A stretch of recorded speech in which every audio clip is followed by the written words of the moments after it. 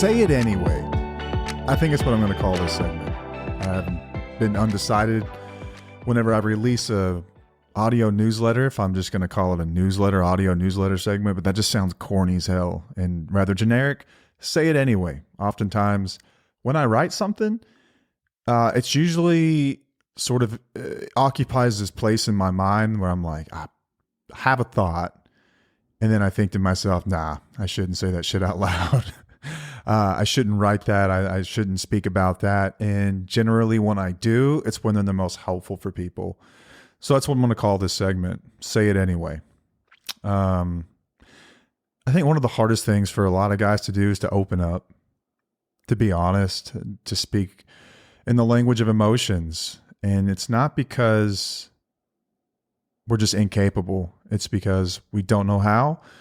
It hasn't felt safe for a lot of us. Maybe it's been thrown back in our face. It's seen as weak. There's a million reasons why guys don't speak up. And it's hard. It's just hard for some people to do. And I get it. It's not an excuse because at some point we all have to learn this. It's a skill that we all ought to learn. Everyone should know how to change a tire, right? You might be in a position where that's just going to be useful. I don't care who you are, man, woman, child, figure it out. Know the basics of changing a tire. We need to understand the basics of how to speak in the language of emotions too. This is something that I think every guy has struggled with at some point. If you've held something in because you were afraid to get thrown back in your face, rather relatable, I think, for a lot of guys. Before I'd gotten sober, I had stayed silent about a lot of stuff. And there had been times where I'd opened up and it didn't go super well, or I didn't think it did anyway. And so today I'm going to break down why I think a lot of guys don't talk, how to do it anyway, and do it without feeling like you're handing over the keys to the kingdom and this part of yourself that you can never get back and it's going to be used against you. I think this can be hopefully helpful for people. But for a lot of guys, I think for a lot of partners and spouses too, they think that their guy's a mute. Like, this guy must be dumb or something. He never talks to me at all about what's going on in his head. Doesn't mean that we're not feeling things. June is also Men's Mental Health Awareness Month. I think that's what it is. I think I said it right. I know it's Men's Mental Health Matters, right? We're hearing a lot of that, especially in June. Also Pride Month. But for a lot of men, this talking just doesn't feel like it's useful. I think that's one of the first things. Men are oftentimes solutions driven. Like, give me the answer and I'll go take care of it. We don't really need to sit here and go about conversation about how I feel around it. I just need to fix the problem. I've heard a lot of interesting takes about why therapy is less useful for men than it is women. It could be its own episode, but one of the takes that I have seen from people is that oftentimes men are solutions driven rather than emotion driven. Just give me a task and I'll handle it. So as opposed to being like the process of therapy is so useful because you're holding up a mirror to someone and you're asking them really, really good questions as they figure out what's going on and how to solve their problem. Or I think a lot of men in them with our brains work is like, just give me a problem, or just give me a solution and I will figure it out. Problem is when it comes to emotions and navigating that world, it's not like navigating how to fix a washing machine or some shit, changing oil, installing a new cam. It's more complex than that. So for a lot of guys, they think anyway, talking doesn't feel useful. I know when I'm really down, when I'm really struggling, I tend not to talk. Some of that is because pride. I'm just going to be honest with you. I feel like I'm supposed to have answers for other people. I'm supposed to be the rock for other people. I don't know where this shit comes from either. I was never set down as a little boy and been like, hey, it's up to you to wear the burdens of the world on your shoulders and never act like you're supposed to be phased. I think it's been modeled in so many ways through other men in my life, through culture and movies and film and things like that. But I swear to you, this is not just implanted in me by society. Part of this is just in me. And I think it's in a lot of guys where you don't want to be a burden to anybody else. You don't want to make anyone else feel like they should worry about you. You're supposed to be there for other people. The fucked up thing, the problem is in doing that, you often do become a burden to other people because those emotions have to go somewhere. They're gonna find a way. They're gonna find a pinhole opening and burst out in some awful way, explosively, or they're gonna eat you from the inside. Another reason that I think guys don't talk, why I didn't, is at some point I couldn't name what I was feeling. I didn't know what to call it. I'll never forget sitting out when I went to treatment in 2013. They put me in what they called process groups, and so it's like a group of 20 guys or so, and we're all sitting there. And one of the first questions the therapist would ask everyone is like, "How are you feeling today? Name an emotion." And I would just say, good, I'm good. As I'm sitting in rehab, just about every guy would be like, I'm good. Some of them would say angry, like some obvious ones, but apparently good is not an emotion. I used to get my ass chewed by the therapist all the time. They used to get on to me. Good is not an emotion. And they would hand me a feelings wheel. And it felt so effing corny, but I would sit there and I would stare at this wheel and I wouldn't even know where to begin. But feelings wheels are actually helpful if you're not sure what you're feeling, to be able to name the emotion, because it starts with a primary emotion and then it goes to secondary emotions and further out until you can kind of pinpoint what that feeling is and trace it back to its roots, right? So if it's, feeling weird. Okay, well, how weird? What do you mean by weird? Like, we can pull up a feelings wheel real quick and walk you through this. I'm just going to yank one up. Anyone will do. There's a million different versions of it, but just grab one. Okay, so you could say, I feel helpless or frightened. Okay, so that's another way of saying scared, which is another way of saying fearful, which is a primary emotion. You could say, I feel resentful. Okay, so it's another way of saying I feel a little let down, or I feel a little humiliated, which is anger, right? You could say I feel lonely, which is isolated, which is sad. It really helps draw the line between emotions. I think it can be really helpful if you're anything like me and you just didn't really know where to start with this as you're trying to name your emotions. I use one of these things. I know it sounds corny, but it actually helped me. It really did help me. And it was me identifying my emotions. It wasn't necessarily someone telling me what to feel or how I should feel. And as you weed through the confusion of what the hell is this thing that I'm feeling. Something else is that you may have been burned before. I hear a lot of guys say this, and believe me, I get it. I know it's real for a lot of people, but it's not an excuse to never talk again. Many people have opened up about what they're feeling and gotten honest about it and just let out everything they're saying. And sidebar really quick, one of the most disgusting things to me in the entire fucking world, and I know it's a joke, like, don't get me wrong. I know this is used in jest and it's a joke. Icks, right? Women have icks. Some of them are hilarious. Like, they're funny, they're jokes. But you'll see the comments in those videos and there's a lot of triggered men. And the reason is because for a lot of women, one of the biggest quote unquote icks in the world is a man having emotions. It's a man sharing his feelings. It's a man being human and not being stoic, right? And I don't mean stoic in the sense of like the Stoics, like Marcus Aurelius or Seneca or any of these guys. I mean, like, if you are bothered, that's an ick to me. Men to them are supposed to be these immovable statues that never get fazed or bothered. And the moment that we do open up, we are criticized for it. When you criticize a man for having emotions, guess what happens the next time that he has an emotion, right? So if you're a partner or spouse listening to this, I know it's really hard because in some way society has trained us to that's how men are. But like, if you want to have like these emotional conversations with your partner who's a man, you have to be able to allow space for them. All right. So off of the icks. Some of the icks are actually hilarious and they're stupid. Like us. I've seen some where it's like, there was a guy like climbing a tree, which is, God forbid someone have fun. Right. But she was like, it was just like, I think an ick is another way of saying secondhand embarrassment. And there are some really immature women out there, don't get me wrong, that actually do get icks over some very real things like that. But hey, man, if you've shared your emotions with your partner and they have used them against you, that's not a friend. That's not someone that you can really get open and honest and vulnerable with. That's someone that needs to do some of their own work as well. That's just the truth. Okay. I don't know if I've ever encountered a wheelie, one of our listeners, who is like this. Maybe I just don't know him well enough, but I've met some really, really awesome, amazing people that know how to hold space.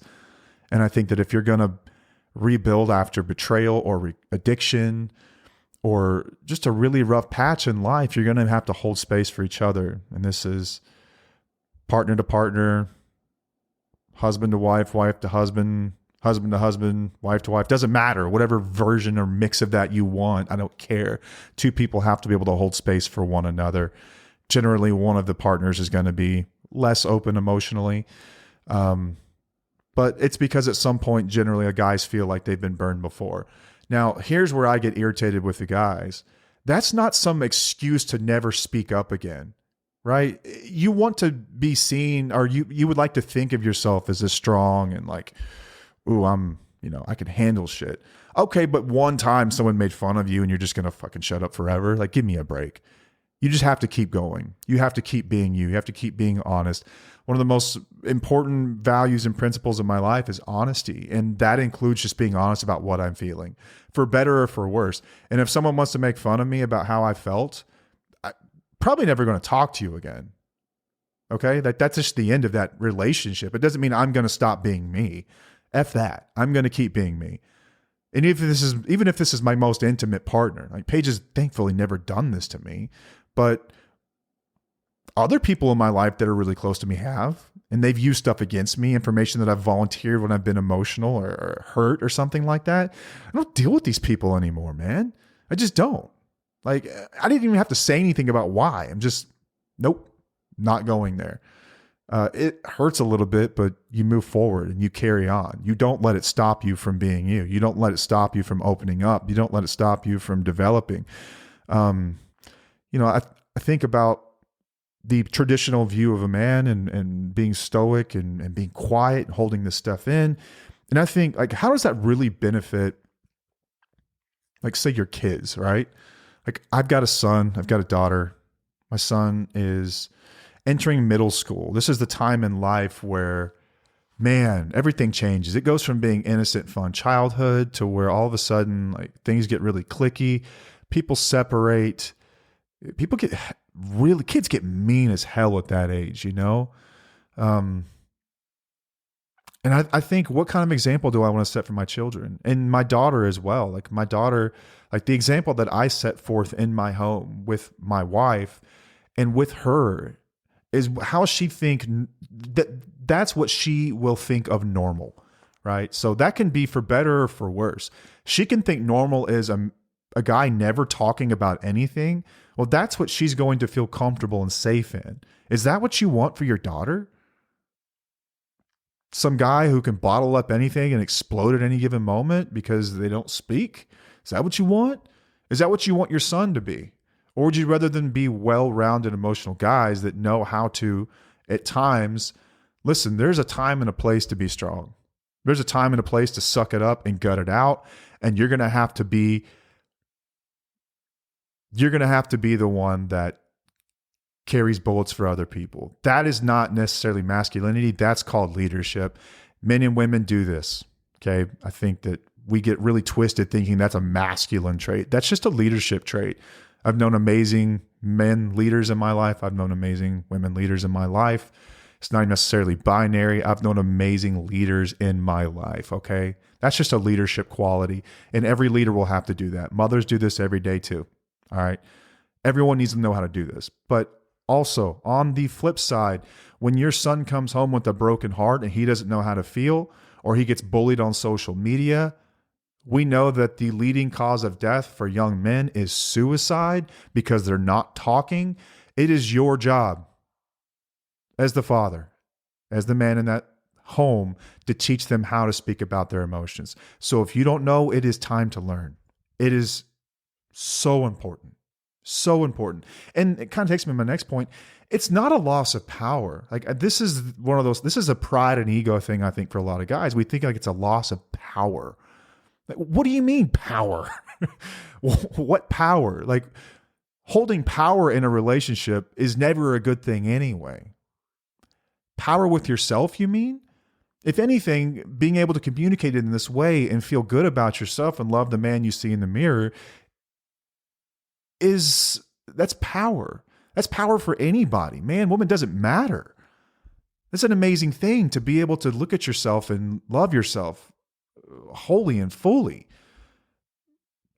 Even after you've communicated all this stuff. Like that's an amazing and beautiful thing. I think if there's anything that people admire about me, it's that I'm able to be like humbly myself, but also proud of the person that I am. Like open and vulnerable, like for better or for worse, this is me. And I like me and I'm okay with it. You may not, and that's fine. That's your prerogative. There will be some people who think I'm a total douchebag. That's okay. I won't be for everyone. And I don't mind that. Like, it doesn't feel good to be disliked. At the same time, I'm not going to I'm just going to keep being me. And part of that is being an emotional being. And that's just who we are. It's not a curse to have emotions. It's actually a blessing. And I think this is where real connections and relationship comes from. A lot of guys have shame around their emotions too. Once again, this is for a lot of men trained in them at a very young age. This is kind of like social constructs that train this stuff in them. These are one of those things that we're going to have to persevere through. I think getting around people in recovery circles, you get a sip of coffee real quick. It's in the morning. We're about to leave for a trip. And I was like, I got to get this done. Part of that means having like my 4 or 5 cups of coffee, which I know is probably not healthy, but it's my only vice now. All right. Give me a break. I quit drinking. I don't take drugs. Give me my 5 cups of coffee. All right. Where was I? Oh, talking about the shame around emotions. That's right. For a lot of men, there's so much shame wrapped up around having emotions. And it's insane to me. It's absolutely insane to me. I think when I got around guys early in recovery, for the first time, I was around a group of people where having emotions, talking about them was actually cool. The coolest guy in the room, the guy that got the most attention, was the one who could really openly talk honestly and vulnerably. Those are the guys that got the most attention. And I was like, oh my God, like it's actually cool to have emotions. Like I've met my people. This was in a 12-step circle.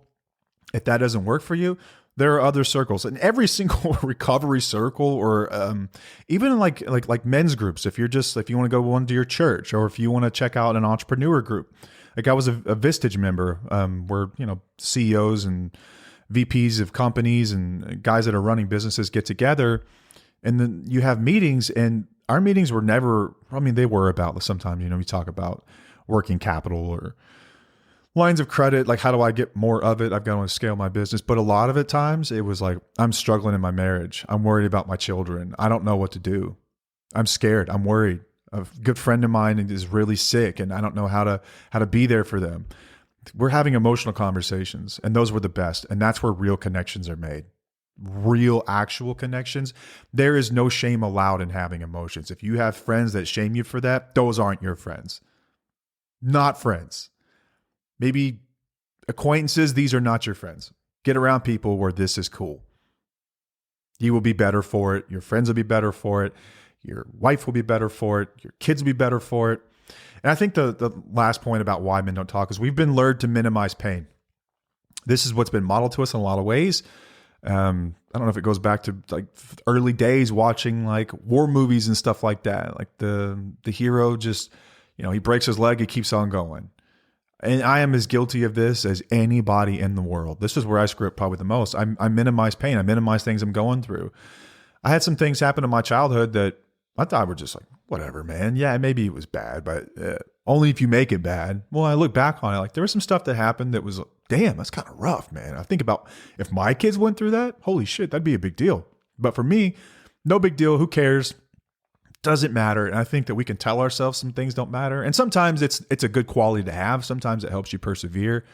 through stuff. Like don't make everything a problem, right? Don't make everything a big deal. But some things are big deals. You can't just minimize everything. You cannot let yourself normalize dysfunction or serious pain, rough things you've gone through. It doesn't mean you can't honor them and move through them and not dwell on them forever. Like, I'm not saying do that, but just don't completely minimize them. When we do this, we never give ourselves the opportunity to really talk about how we feel.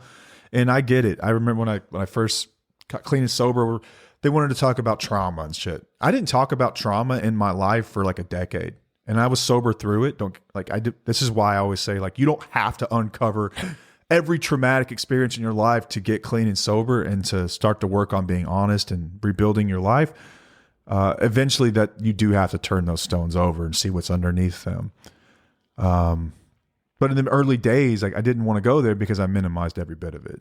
And now we're talking about, it's ridiculous. Like, people who live in third world countries and have had, grown up around war, that they have trauma. And that's not a lie.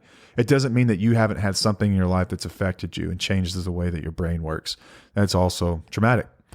I just didn't want to think of it that way. It sounded sissy to me. I was like, I ain't no sissy. I ain't talking about this kind of shit. And again, I think that there's a time and place for that. There is. I think one of the things Paige admires about me is that when the world feels so big to her, because she's a highly sensitive person. This isn't a man or woman thing. She's a highly sensitive person, and some things don't bother me. And I think it gives her hope at times that, like, okay, we can carry on through really tough, difficult emotions, even when we feel like we can't.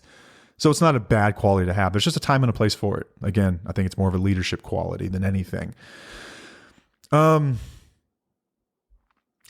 I think I want to spend just a little more time on the risk of vulnerability. Like, what if you open up and they throw it back at you? I want you to acknowledge, first of all, that yes, that absolutely could happen. It might. It's possible. But it doesn't mean you were wrong for opening up. It just means you gained information about that relationship. Like, honesty is not a contract to be treated well. What it is, really, it's a mirror of your integrity.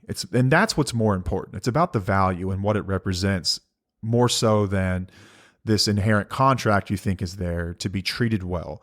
If the other person can't hold space for you, it's not proof that you shouldn't open up. It's proof you need better boundaries and support systems and company. So being real is never the problem. Being real with the wrong person just teaches you where you should not invest anymore. I hope that was clear. In my head, it sounded right. I hope that makes sense. So if you're a guy and you want to start opening up, how do you even begin? Well, you don't necessarily need to just spill your guts. I think you just need to speak the truth. Again, like, feelings will help me in the beginning. I'm not even lying. It feels corny, but just get one. Save it as an image on your phone and take a look at it whenever you're struggling about what you're going through. But start small. Things like, I've been feeling off lately and I don't know why. You have opened the door to the dark hallway of emotions at this point. You can say something like, I'm trying to figure out some stuff. I may not say it right. That is fair. That is honest. I'm trying to figure things out and I may not say it right. And then I tend to speak quickly. I tend to speak impulsively and from a very emotional place. In the beginning, I remember speaking slowly and it felt awkward, but I was speaking slowly as I was choosing my words, and not the words that sounded right, the words that felt right, the words that felt right to how I was feeling, because they were a reflection of my soul and what was going on inside of me. You might also try writing it down first. I've always been a writer, and I don't mean that like I'm a writer, like people should read what I write, like I sell stuff because I'm such a good writer. No, I mean, like, when I get wrapped around the axle, I would write. When I was a kid, I would write songs and poetry that the world will never see, but it just felt like an expressive outlet for me. Sometimes I would just word vomit on paper, and I felt good afterward. I just felt cathartic. I was like, damn, I put it out there. And then I would go back and read it, and it would help me make sense about what I was feeling. It would help me tune into what I was going through at that moment. Write stuff down. If you've never been a writer, give it a shot. I don't care if you've got a first grade vocabulary. Start to write stuff down, and I promise you'll feel better. Journaling just lets you test drive the truth without any pressure at all. It's amazing. Also, choose the right person. We talked about this. Maybe not the most familiar person, but the safest person. There is someone in your life This could be a family member. This could be a friend. This could be someone who has gone down the path of sobriety or growth before you. And they're the safest person to talk about this kind of stuff with. I have talked about emotions with like some of the hardest men that you could ever imagine. Like guys that would break your neck, guys that have been to war, guys that have killed other people, like in war. And they've had those first conversations with me, and it's been an honor to sit there with them as they go through this. I've talked to some of the hardest country folk you can ever come across. I mean, backwoods, raised on Copenhagen and black coffee, never had a tetanus shot in their life. Like, these are guys. And I've had these conversations, and they came to me, and this is an honor because I was the safest person to have this conversation with, because I wasn't going to judge them. And they knew that. They absolutely knew that. I was never going to throw it back in their face. There's that person around your circle. If not, you know where to find them. Go find them. And I wouldn't aim to have the perfect conversation either. Like, there's no such thing. Just aim for a real conversation. Just be honest. Be open, man. And practice self-validation. Like, the goal is not to be heard perfectly. It's to get it out and stay in alignment with who you're trying to become. The type of man that you want to be. You know, as we talk about men's mental health, I think this is one of the toughest parts. Is this insistence on perfection or being perceived a particular way instead of just being us. Like, let's get this stuff out. Let's stay in alignment with who we're trying to become. And that's who you want to become, not who others need you to be or who the world says you should be. It's who you are, who you want to become. Opening up is not about just dumping your emotions. It's about not betraying yourself with silence anymore. I think for so long, I felt truly like I was holding things in to spite myself. I think for the first time in my life when I was in recovery, like I felt authentic, like truly who I am. Like it felt so good not to have secrets anymore. I think that's one of my favorite parts about recovery. I've always said my favorite thing is the ability to experience an emotion from the beginning to the end without any interruption, without putting something in my body to change it, just beginning all the way to the end. I think my second favorite thing is just not having any secrets. That is such a good feeling to walk out into the world knowing that you don't have a single secret. You don't have anything you hide from the world. It is just everything. It's out there. For better or for worse, this is me. And if I have people in my life, that means that I'm good enough, that I am enough. And it's such an amazing feeling. So if you have gone through a conversation that has gone badly, so, okay, I opened up and it blew up. Now what? I think that you didn't lose. You gained insight. You gained data. I think you should reflect on in those moments. What we can take from this is, did I stay in my integrity? Did I speak truth? Or did I manipulate for a reaction? That is an important question to ask yourself. Did I speak truth or was I manipulating for a reaction? I was guilty of the latter, especially in active addiction before I really got honest. Also, did I ignore red flags about how this person handles emotion? Think back. Were the red flags in place? That can actually be helpful as you start to look forward in life about who is safe to talk to. Remember, you are also learning a new skill. You're going to have setbacks. If you'd never ridden a bike and I asked you to come ride with me and you fell over, would you be mad at yourself? No.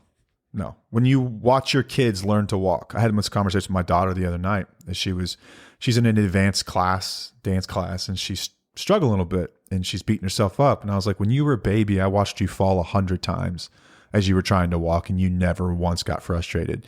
You just kept trying. I think that you're going to have setbacks as you go through this process, and it's okay.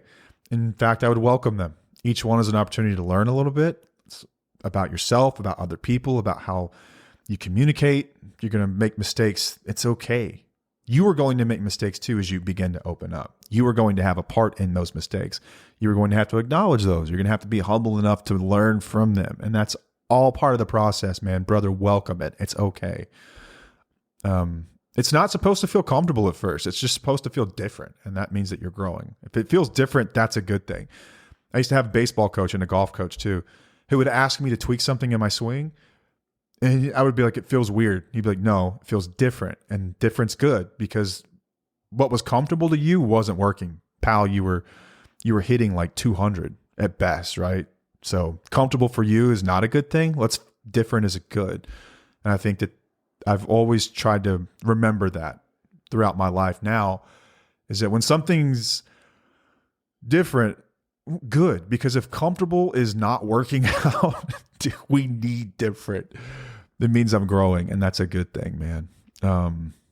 Just uncomfortable. That's fair. That's fair. It's uncomfortable, but it won't be forever. It won't be forever. We've all been there through it, man. It's part of it. It's okay. So men stay silent for a million different reasons. Probably some I haven't covered here. These were just some that were relatable to me. And on this show, I generally just speak from my experience here. I don't try to speak for other people or stuff I haven't really lived. But you can start small and you can handle those setbacks as you go. And over time, things will get better to the point where, man, you'd be like a Jedi at this shit. Be like Mr. Miyagi. You'd be advanced and you'll be helping other people do it. You'll recognize some other guys struggling and be able to be there for them. And this is going to help you in your marriage. This is going to help you in your recovery journey. This is going to help you, even if you're not in recovery, just to be a more well-rounded person in your life and to be able to be there for other people and to be able to support other people that are having emotions. Because guess what? As humans, as people, every single one of us has emotions. There's one thing we all have in common. So no matter how well you think someone is doing, there's something going inside them emotionally. And it's an amazing skill to be able to tune into that stuff and pick up on that stuff. My favorite conversations, like the other day I had to speak to a group of interns about communication. And like, I always hate that kind of stuff because if you want to like watch my eyes glaze over and like a fly lands on them, like I'm dead, talk to me like you're an MBA, like a LinkedIn post. I can't stand that shit. I talk to these people about communication. One of the things I talked to them about was just opening up emotionally. One of the ways that I've been able to, I think, have any sort of success in business as a leader is just to be able to connect with people on an emotional level. This is like a tool that will help you in every aspect of your life is what I'm trying to say. And someone asked me like, what's your favorite thing to do outside of like work and things like that? Like aside from like being there with my kids and like coaching sports with them and like the obvious stuff, I told them like my favorite thing is like to have emotional conversations with people. And I'm not even lying about that. And it may sound corny, but it's really not. Hear me out.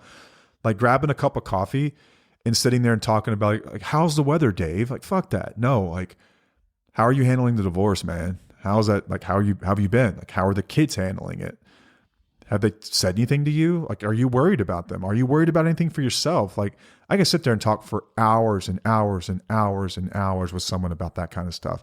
Paige and I have these conversations every single day. And I think it's why we're so close. She can lean on me and let me know what's going on with her emotionally. I can do the same. We can do the same with our kids. Like, emotions are just a window into what's really going on with you. What's going on with your mind. What's going on with your body. They are the signals that your body provides. And they're so rich in what they can tell us about the state of us. So try this. Speak one honest sentence this week. Write it, say it, share it with someone safe. I think it's where it begins. And I would invite you to reflect as we wrap this up. Like, what's one thing you've been carrying that deserves to be said out loud?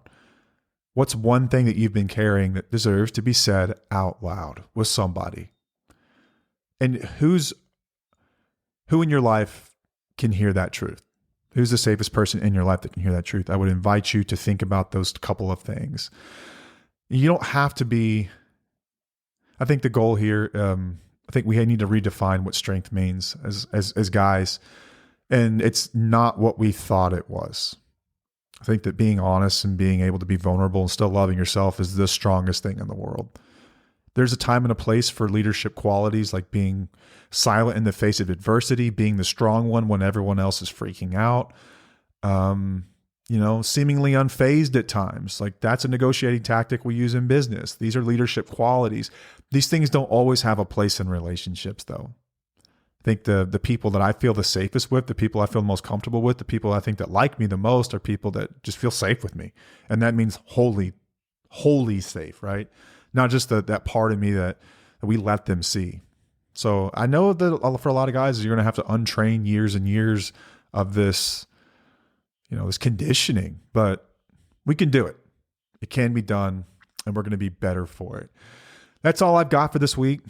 Appreciate y'all joining me. I'm going to try to do more of these and maybe throw out a newsletter in addition to them as well. I still want to write because I enjoy it. Like I mentioned, it was one of my first outlets ever. I wrote shitty songs. I wrote shitty poetry and I enjoy it. So it's for me, not necessarily everyone else, but I hope that those that do get something from it appreciate it. So until next time, I'm Matt, and I'll see you.